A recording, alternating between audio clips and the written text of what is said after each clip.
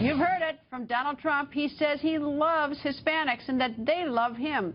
But a brand new Fox News Latino national poll of registered Latino voters suggests otherwise. Secretary Hilary Clinton was 62% of the Hispanic vote, and Donald Trump is 39 points behind with 23%. And now Donald Trump is making a push to get more Hispanics inside his tent. And one key group is Hispanic evangelicals. In California, President of the National Hispanic Leadership Conference, Reverend Samuel Rodriguez, goes on the record. Good evening, sir.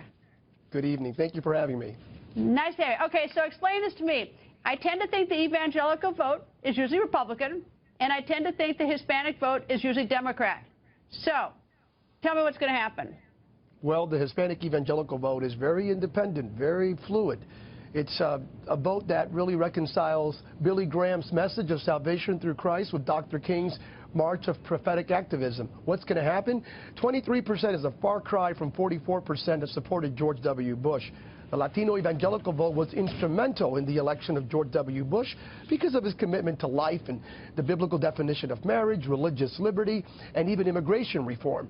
The problem with Donald J. Trump is that he engaged in rhetorical hyperbole and demagoguery that alienated even Hispanic conservatives that may have embraced him otherwise.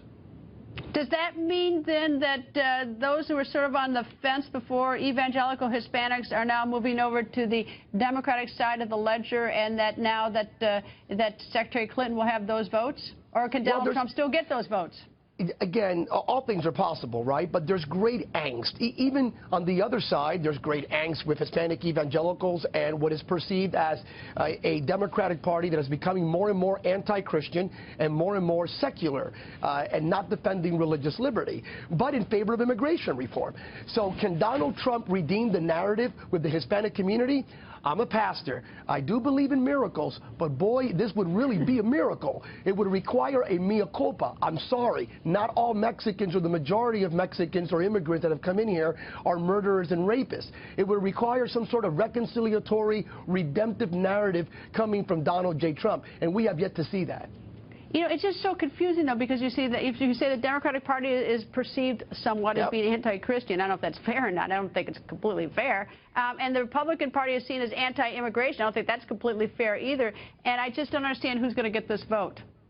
And neither do I. It is a constituency that is very fluid. I'm not going to be presumptuous here and assume the vote's going to go one way or another. I do tell you this. It is a very energized electorate.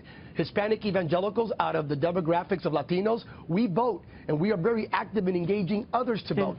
So will Latinos stay home? Absolutely not. We will vote. Right. Reverend, thank you very much. I hope you come back, sir. Thank you for having me.